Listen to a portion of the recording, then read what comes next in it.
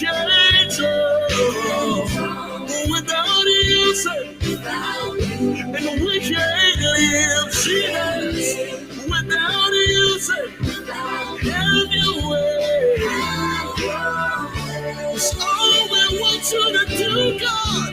We can't walk without you, say.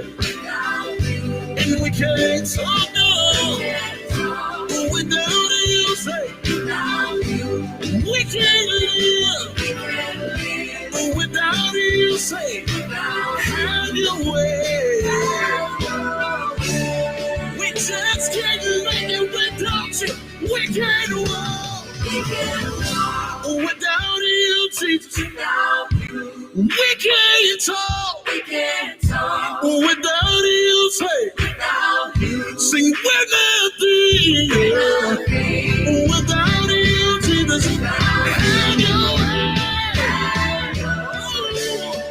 Lord, know what you will be done in my life, God. If it's not pleasing to you, take it out of me.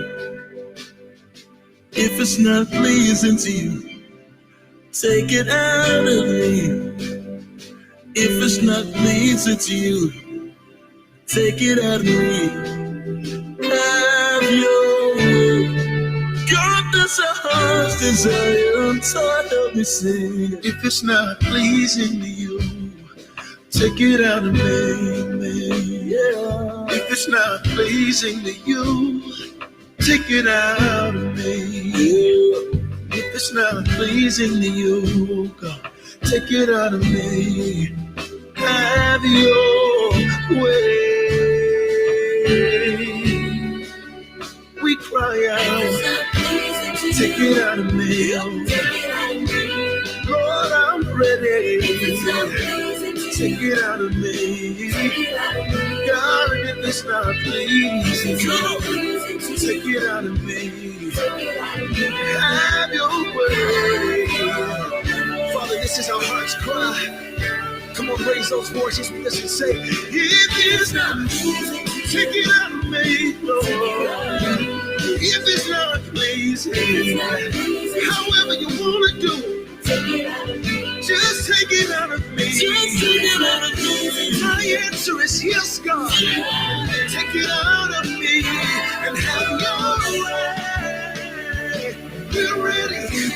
You're ready. If it's not, take it out of me. Take it out of me. Whatever you have to do, my answer is yes today. Take it out of me, oh God. Burn it away, burn it away. Burn it away, burn it away. Yeah, yeah, yeah. Everybody clap. Lift your voice and cry. We're ready, oh God. Have your way. We're nothing without you. Say it, we cry. We're waiting, we give ourselves away. Because we're running out of this is a cry of surrender. Give us something. Have your way. Yeah. Everybody lift your voice one more time. Come on. Yeah. Just can't make it without you. Jesus. Yeah. And we don't want to be without you.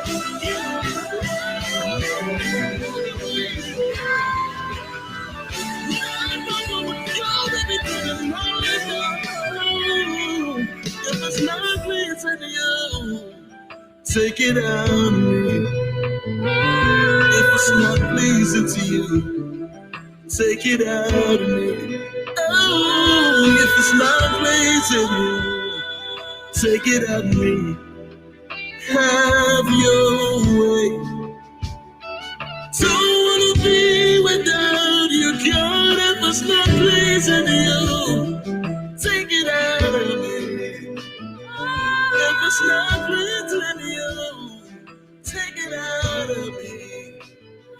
If it's not pleasing you. Connecting the community through gospel. The new 980 AM WDDO Perry Macon. The views expressed on this program are not necessarily the views of the Glory 980 AM, the Glory Media Group LLC, WDDO AM, its staff, management, or advertisers, but are the views and opinions of the participants of the broadcast. It is now time for the live broadcast of the NAACP with Gwenette Westbrooks and Mr. Dumas. And good evening and welcome to another segment of the NAACP Truth Show. I'm Willie Dumas, your host. Certainly happy you could join us this evening. Look forward to a wonderful show today, and you're just going to be a part of it. So glad to have you with us. Had a great and interesting weekend. The 25th Annual Pan-African Festival concluded on yesterday. Had a gospel fest, which was absolutely magnificent. Some of the headliners was Charles Jenkins, which was one of my favorite, Keith Wonderboy Johnson, and a couple others, some local groups. It was a fun time for the family to get out and to kind of have some gospel fun, if you would.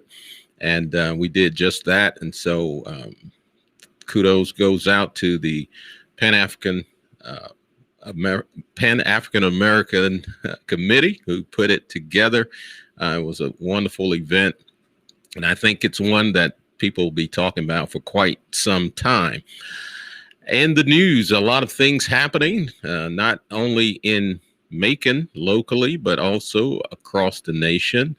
On this past week, our President Joe Biden, gave an address to the American people after his 100 days in office, still putting those shots in arms for COVID vaccine, and still quite a few to go. But a lot of people were happy to actually get the vaccine simply because it gave them a sense of more security as far as not having very bad symptoms associated with COVID.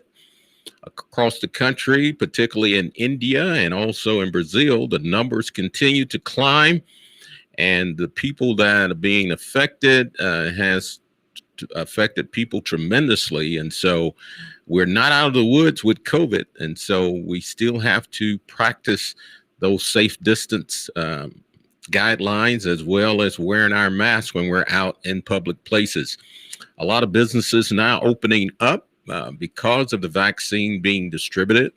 And so there are a lot of companies as well as organizations that are now allowing individuals to congregate a little bit more.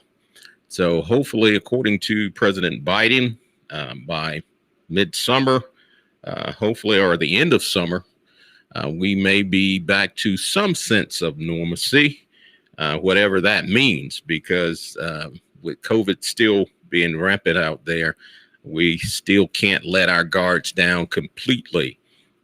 A lot of bad weather that's been plaguing us as well. Some tornadoes in the area, now our neighboring states such as Mississippi, and I also believe there was a tornado that touched down in Atlanta area. And so this time of the year, we do get some bad weather, and so we have to use some sense of caution.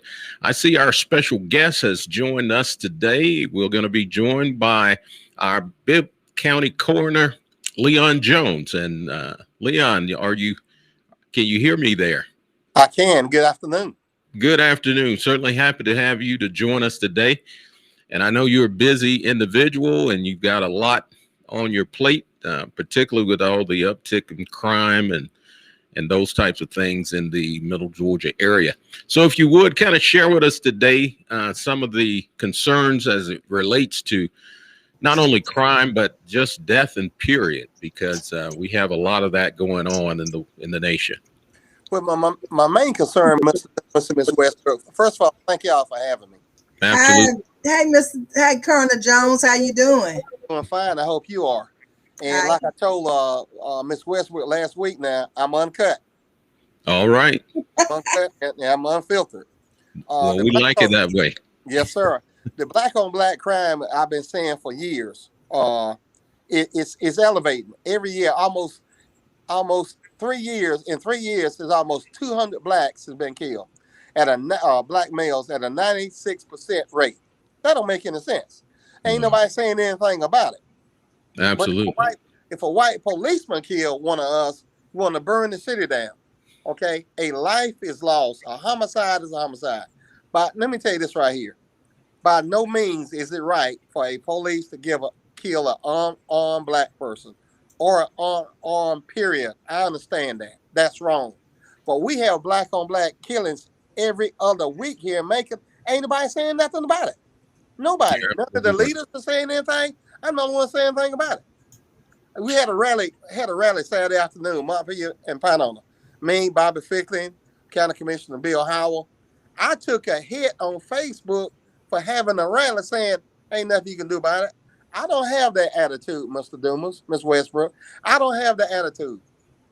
I'm elected by the people. I am an elected official, okay? I was elected 4, 8, 12, 16, and 20.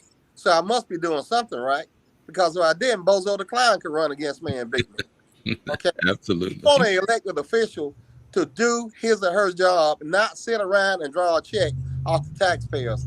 I'm not wired that way. I come up with my best ideas at 3 o'clock in the morning. Most of the time, I'm the only one up anyway. So I came up with this sign, Stop the Killing. You know, the original one came out with Charles Dudley. Do you remember that, Ms. Westbrook? Uh-huh. Charles Dudley. Mr. Dumas, you remember Charles Dudley? Absolutely. The late city councilman for Macon City. Macon. Yeah. He had the original sign, Stop the Killing, made like a stop sign on a bumper sticker. That's where I really got that idea from. Stop the killing. I mean, it's just tragic. His families are destroyed. And as a leader, I think I consider myself a leader. I don't play the race card. I don't point the finger or play the blame game. I just get out in this community and drive a hearse and have Stop the Killing on it. Right. Well, someone does have to advocate, because, you know, awareness is important. And as you mentioned, day after day, week after week, you know, we hear about killings. And as you mentioned, there's no real push collectively to deter that. Exactly. I mean, I think we need a media blitz. I just had a meeting with the sheriff and some more people a couple of hours ago. I think we need a media blitz. We have media blitzes on autism, okay, DUI, COVID. Why can't we have a media blitz on Stop the Killing? That's Agreed. Why can't we? We have to do something. And you know what? It's not poverty. It's not COVID. It's what I told the sheriff a couple of hours ago. Yeah, I told the mayor last year. It's anger and conflict. You're mad, so you want to pull a gun. Now, let me be clear when I say this. Ain't nobody talking about taking guns away from nobody. Okay? Gun control don't work. If it did, Chicago will have a lower homicide rate. Okay? Absolutely. A criminal does not care about gun legislation. He or she will find a way to get a gun. I'm simply saying have enough common sense to walk away instead of selling your argument gun. That's the only thing I'm saying. That's what we were just talking about. Mr. Dumas and I was talking about right before the show. It's a lot of it is conflict resolution, and you know, they used to put it on, you know, talk about gangs and stuff, but you know, even when talking to Sheriff Davis, Sheriff Davis said gangs are not as big as, people are trying to, used to put everything on gang related. It's a lot of it is conflict resolution. We gotta figure out a way to resolve our issues without guns. And a lot of times people they feel like they are weak, or their manhood has been challenged. They've been embarrassed, and they punked out is a phrase. I'm not gonna be punked out, so I'm gonna pull a gun. Absolutely. But I was while what we went to the streets at one time, Mr. Dumas and I, and a lot of other ministers. We were actually having monthly meetings, and we was taking it to the streets. We were actually walking the community, each part, South Macon, East Macon. We walking the community and talking with the people in the community, trying to find out what the issue was, what they thought the issue was, what could we do to resolve it. And we got a lot of good results.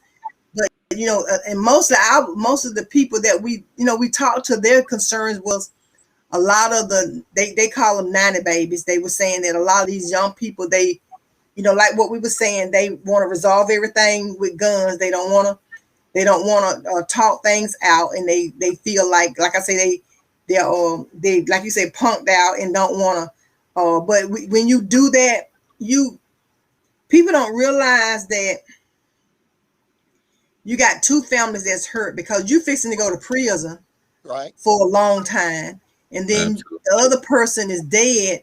And we were just talking about that. I wish it was a way, that we could reach, because a lot of times in the communities, you got a lot of times there's somebody in these communities that people look up to, or even with drugs or whatever. It's somebody in that community. I think we just got to meet people where they are to try to figure out. And you're not gonna be able to do it behind closed doors. You're not gonna be able to do. You're gonna have to take it to the streets. But Ms. Westbrook, look at look at the situation. What goes on when a white policeman kill a black person? Okay, mm-hmm. When a white policeman kills a black person, you got a public outcry, the entire city. But you never hear the outcry when a black person is killing another black person. You never see them marching and the protesting, and you don't see that. No. But if a white cop kill one, you marching in the streets and everything else. That life that cop took is valuable, just like John Doe life is killed by Billy Doe. His life is valuable too. His family is destroyed. I just don't get it. I understand it. I can't understand why you can protest on this and can't protest on that. 10 pounds of salt and 10 pounds of dirt is still 10 pounds. And I think what it does kind of goes back to the establishment. A lot of people look at white males in particular as part of the establishment, part of the regime, if you would, of oppression that black people have kind of suffered over the years. And so they kind of connect those things together when it comes to, a white person committing a crime against a black person. When they look at black on black, they're looking at it as a homeboy or somebody around the corner. And so it's my beef is not with you, but it's with the person. And they kind of, centralize it to that degree. That's kind of how I've seen it. But I believe that there has to be some point of educating these younger folk, because do you have any statistics as to the age of most of the deaths that have occurred? I can tell you right now, it's under 30. I can tell you right now, the majority of them is under 30, 35. Every once in a while, we have something like 45 or 50. But one of the bad things that COVID did, it stopped the coroner's office from being involved in career days. Because when I've been in the coroner's office since 1990, but I was first elected in 2004. And my goal was to get in these schools and stay in these schools. And our curriculum is structured toward an age group. We don't tell a 7-year-old about shooting someone, but we tell a 7-year-old, yes, sir, no, sir, yes, ma'am, no, ma'am. It's never yeah, no, and pull your pants up. The older you get, the deeper in the curriculum that we get.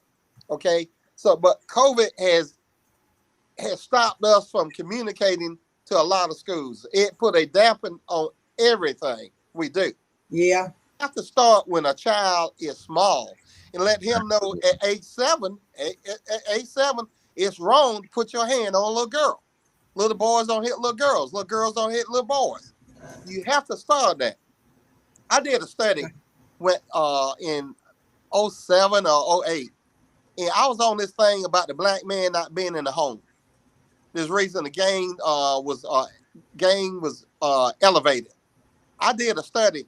I found out that a lot of these gang boys had 2-parent homes, and they was in church more than I was, and God knows I was in church every Sunday all day. They had 2-parent home, and they still went down the wrong road. They went down the wrong road. Absolutely. I think a lot of it has to do with involvement in the child's day-to-day activities, because sometimes parents tend to stick kids aside, and as long as they're quiet and not disturbing them, they're fine, and they don't take an interest in the things that the kid is doing. And gangs tend to provide that attention that those young minds are looking for. That's correct, and I believe that. You have to pay attention to what your child doing. I know you had to go to work. I know people had got bills. That's what I was saying, yeah. But you got to watch. Yeah, I'm telling you what, in social media, that's the number one culprit. Right. Absolutely. And you know, Leon, when we were growing up, you know, you had the community, you know, looking out for your kids and looking out for each other. We don't see that now. No, you can't say anything to the other people's children now. You know, we used to, you know, you know, my mom's neighbors could call her and say, you know, my mom would say, you know, I'm going to work, you know, watch out for my house. But you can't do that now. And a lot of times I think that, like you saying, a lot of parents have to go to work. Right. And you got some parents working 2 jobs. Right. But when, you know, you still gotta, you know, you gotta, if you're in my house, you could be 20 years old in your room, checking your room. You know, we gotta do that. Still gotta do that. Like you said, you can't be with them 24/7.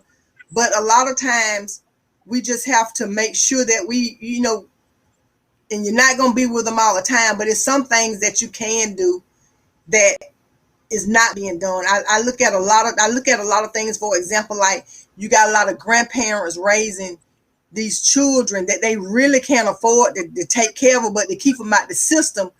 Right. To keep them out the system, they're raising them, and they really can't provide for them. A lot of those kids are in the streets trying to make money or do whatever to make. You got a lot of kids. Right. Parents are out in the streets and they out doing things to try to provide, taking care of their sisters and brothers. So it's a lot of things going on. But like you say, I know that we've done things. I'm trying to, at this moment, trying to partner with some employers to try to work with us in helping people like a career path and getting jobs to kind of keep them off the streets. We're looking at that. We're going to be setting up a meeting with some employers to work with the NAACP in hiring some. But a lot of these people, a lot of these kids don't want to work like that. They want to make quick money. Yeah, so quick money. Quick money. And so we want to get you on the show because it's not one solution. It's not a one solution that we can come up with to try to figure out what to do. And like you said, people are just being silent about it. We're killing each other, and then even in this, you got all these mass shootings where people are, Well, one thing for sure, going to the schools and in different places of business, killing folks, just killing all over the United States, everywhere. But one thing for sure, like I said, I work for the people, and I believe as an elected official, I do consider myself a leader. If I can stop one homicide, I've done something. Absolutely. So let me ask you something. Do you think, because I know we got COVID, this COVID now is limiting us to do a lot of things. And me and Mr. Dumas was talking earlier about maybe, like I said, I know we actually walk the streets, but in order to reach the people who we really need to reach, what is do you have a plan or suggestion? Media bliss, pass out flyers, stop the killing. We do it everything else. We put everything else is in the media. Put on social. Everybody got a face. Most people got a Facebook page. I just got one last year because I'm still old fashioned. Just Even the folks, stop the killing. even the people got guns. Even the people got these guns got Facebook. You know, yeah. You want to know about anybody's business is on Facebook. Okay, stop the killing. It's simple. Stop the killing. Yeah, and this is our city. Okay, this is our city. Whatever is doing in our community from a positive standpoint is being overshadowed by homicides. Absolutely. And the thing about crime too, if a lot of people say, well, crime, plagues the poor neighborhoods, but what we're finding is crime is spilling over even into your more affluent neighborhoods. That's right. Absolutely. Because people have cars now, they can drive and go wherever they want to go. And that trouble can leave one neighborhood and go to another very easily. I can tell you right now, gun control is not a solution to it. Okay? A criminal does not care about gun laws. He or she is a criminal. He or she don't care about gun legislation. They'll find a way to get a gun. They break in your house, break in your car. They don't care. Okay? I understand the accessibility of guns. You can get them. I understand that. Now, from a penalty standpoint, that's a different ball game. If the penalties are stricter, that might be a deterrent. But gun control, you can't tell nobody, okay, Mr. Dumas, you can't buy a Glock. Okay. All right, then, Ms. Westbrook, you can't drive a Mercedes then. What's the difference? This is America. At the end of the day, we live in the greatest country in the world. You can't tell nobody what he or she should buy or what kind of magazine he or she should buy. Okay? A criminal does not care about gun law. A criminal does not care about a law, period. If he or she did, they wouldn't be a criminal. Exactly. They break the law. So what do you think is going to, I know you was saying that, have a media bliss. Everybody just stop the killing. So what we got to do, I think, is, we got to stop, say that, but then I think we got to add something to it because of, like I say, like, for example, walk away or something. Because like I said, a lot of this is conflict. They don't know how to handle conflict. Exactly. Now, the 100 black men in the court with Reverend James Baker, you seen their billboards? Think before you shoot. The 100 black men got billboards all up. Think before you shoot. That's a good slogan. And if we had the fundings, I thought about something too. Is I know a lot of times if we could set up like a platform somewhere and just be in a certain, do it a little bit at a time, and to just kind of educate, because sometimes you just have to educate, just like when we try to do voting, you can't tell a person that they need to vote because it's not that simple now, because right. People in this day and time, they don't look at voting the way people did 50 years ago. You got to explain, you got to give them some type of information, explain why they need to vote, and so I'm just thinking that if we, and because I hear you, I'm saying you're not in this alone. You're not, and and like you say, it just seems like everybody's being silent, and you feel like you elected official, you got to speak out, and it's true. Something got to be done because you the one, you up when we sleep at night, going, ringing the doorbell, right? And so I feel you, and I know something got to be done because, like you said, you're elected official. Not only that, is that you're seeing these homicides, you're seeing these bodies, and you're the one having it, like you say, ring the doorbell and go to these scenes when it's happening. And I just think something a little more got to be done, because even when you say stop the killing, I just wonder, do they even hear that? People, you got to, like you say, you got to just be cut. You got to say, look, you got to, you got to say, you need to stop the killing, because when you don't think before you shoot and somebody die, then it's 2 lives lost because you're going to prison for a long time. 30 years is a long time to be in prison because of a long time. And sometimes people don't get out at all. They go to prison for life. So I don't know. I just don't know what they be thinking about. I don't know whether they understand that a life sentence is not. They understand it's the mentality that I don't want to be punked out. I'm not going to be punked out. So I'm going to pull a gun. They understand that. They know they're going to get caught. But what they fail to realize, the families that are destroyed. Your family is destroyed because you go into prison. His family is destroyed because you took his life. You took somebody's child. And for the love of God, I can't understand it. I understand. I agree with what Mr. Dumas said about the white and the black. I agree.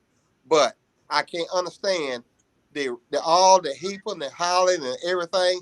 But when a white policeman kills someone, you have just all the big time leaders are there. It's just like a photo shoot. But when John Hill gets shot on Houston Avenue, walking down the street, and by Pilling Homes, you don't see nobody but me in the crime lab. So let me ask you something. I ain't gonna call you Corny because I've been knowing you a long time. Let me ask you something. Do you think, with this COVID and stuff, we don't have to have a big group? But do you think that, and like you said, we need to do a media blast, and I pray to God that there's no more killing, but I would be unrealistic if I say that because, they not thinking right now. Right. I think that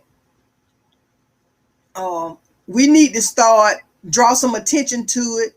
We need to start walking and marching when people shoot and kill black on black crime, just like they do in everything else, and get some attention to it. And every time somebody get killed, we need to be marching. Exactly. That's right. Regardless of what it is, we need to start marching and bring some attention to it, so people will know that we care and we want it stopped. We need to start. It ain't got to be a whole lot of them, but we need to block off some streets, and wherever the killing at, we need to wherever it happened at, we need to march in that area. Every time somebody gets shot and killed, we need to start marching. I want to read a comment one of our listeners bring some attention to it. I want to read a comment one of our listeners has written in saying our society is out of control, hopelessness, fear, and unconcerned citizens due to oppression. Okay, what do you mean oppression? That's a good question. Okay, let me tell you this right here. I'll be 68 in June. We have more opportunities now than we ever had. We've had more grants, and we can get more education now than we ever had. So I don't understand the oppression. I don't understand that if that oppression is if that has anything to do with poverty or jobs, anything, we have more opportunities now than anywhere. And I'm gonna tell you something. You got people now that are getting stimulus checks. They're not going to work at all. Okay, I saw a sign that New Way will be opening at 11 o'clock because they can't find people to come to work. Waffle House is shut down one section on Hartley Bridge Road because they can't find people to work. So the oppression, I don't get that.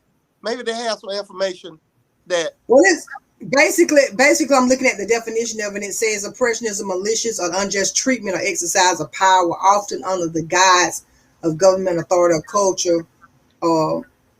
Oppression may be overt or covert, depending on how it is practiced. Oppression refers to discrimination when the injustice does not target and may not directly afflict everyone in society, but instead target specific groups of people. So the caller saying that you have been listening we have oppression. NAACP. Yeah, but we run out of time. We've run out of time, and so hopefully we can maybe get you back on next week and touch bases on that. Thank all our listening audience for joining us today, and we'll catch you on next week. The views Have a great expressed evening. on this program Thank you.